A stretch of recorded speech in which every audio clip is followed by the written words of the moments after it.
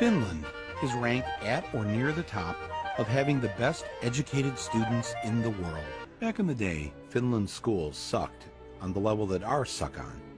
When they tested the world's kids, both Finland and us were usually about the same, somewhere down the list of nations.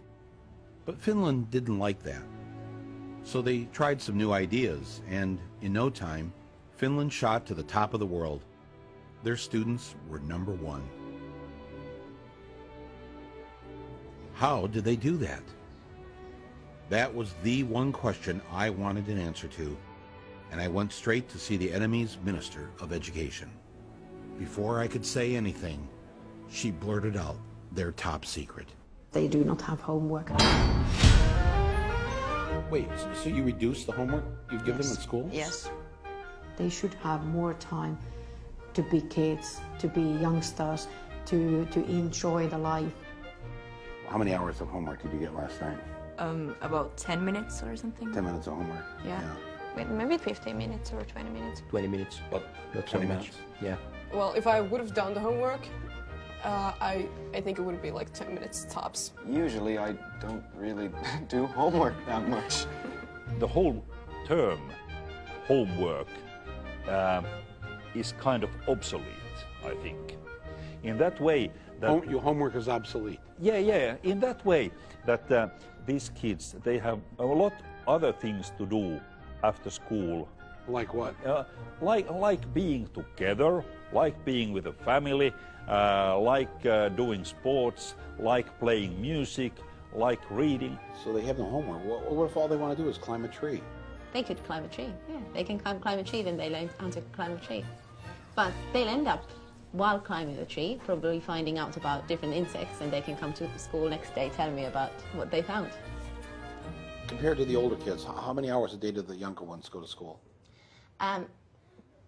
Mondays, 3 hours. Tuesdays, 4 hours. It varies. It's 20 hours a week. So they're, oh man.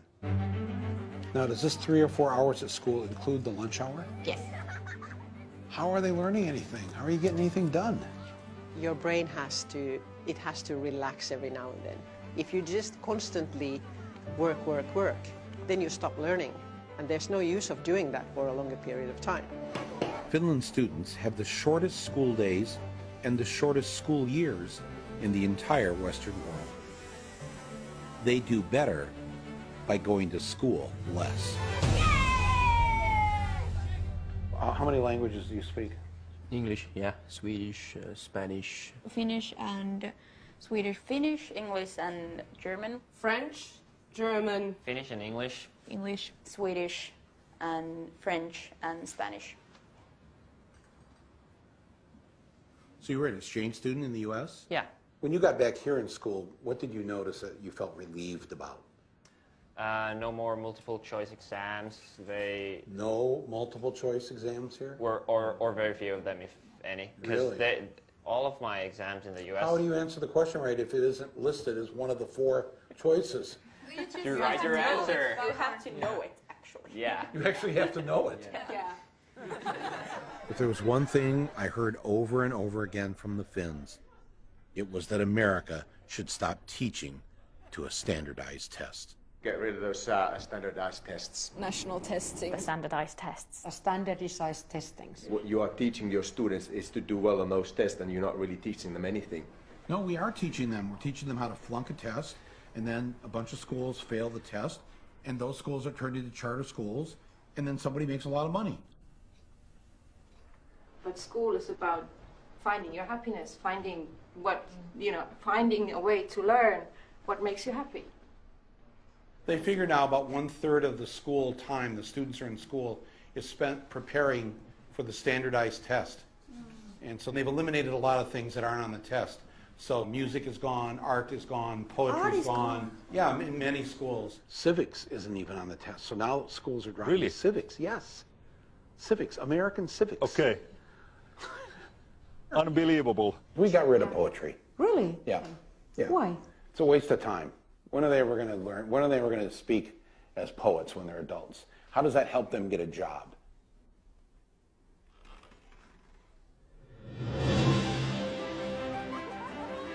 We try to teach them everything that they need so that they could actually use their brain as well as they can, including PE, including arts, including music, anything that can actually make brain work better. The children need to be baking, they should be singing, they should be doing art and going on nature walks and doing all these things, because there's this very short time that they're allowed to be children.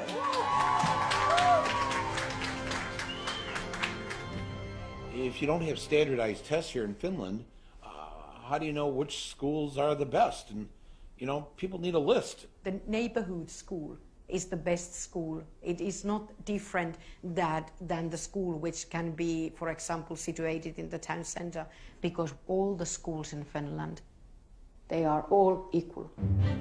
When we move to a new city, we never ask where the best school is. It's never a question. So nobody has to shop for schools. There's nothing different in any of our schools. They are the same. It is illegal in Finland to set up a school and charge tuition. That's why, for the most part, private schools don't exist. And what that means is that the rich parents have to make sure that the public schools are great. And by making the rich kids go to school with everyone else, they grow up with those other kids as friends. And when they become wealthy adults, they have to think twice before they screw them over. In the United States, education is a business. They're corporations making money. Here, it's so student-centered that when we had to redo our playground, they had the architects come in and talk to the kids. Were they listened to?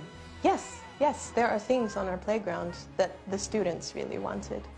Being in school here is more independent. We're treated more like adults than in the United States. Yeah. I mean, we don't need a hall pass to go to the bathroom during class. Yeah. We'll see students commuting on the subway, even as young as 7 and 8, going on their own to school. When I started doing teacher training practice back in the US, I was in these certain neighborhoods teaching these kids and telling them, you can be anything you want to be when you grow up. This is kind of a lie. And when I came to Finland, a lot of my teaching is based on what the kids want and what they see for their future. So it doesn't feel so false to say you can really be whatever you want to be when you grow up, because they're making it happen already. They already have such power.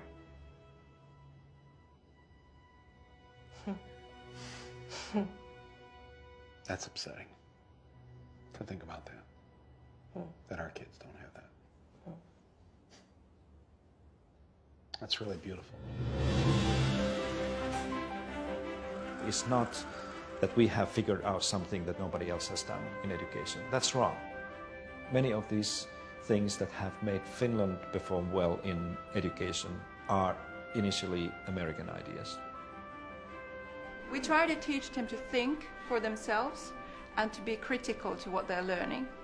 We try to teach them to be happy person, to respect others and respect yourself. You're concerned with their happiness.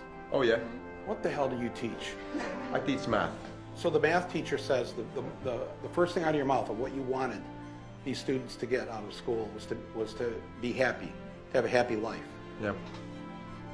And you're the math teacher. Yeah. When do they have their time to play and socialize with their friends and grow as human beings?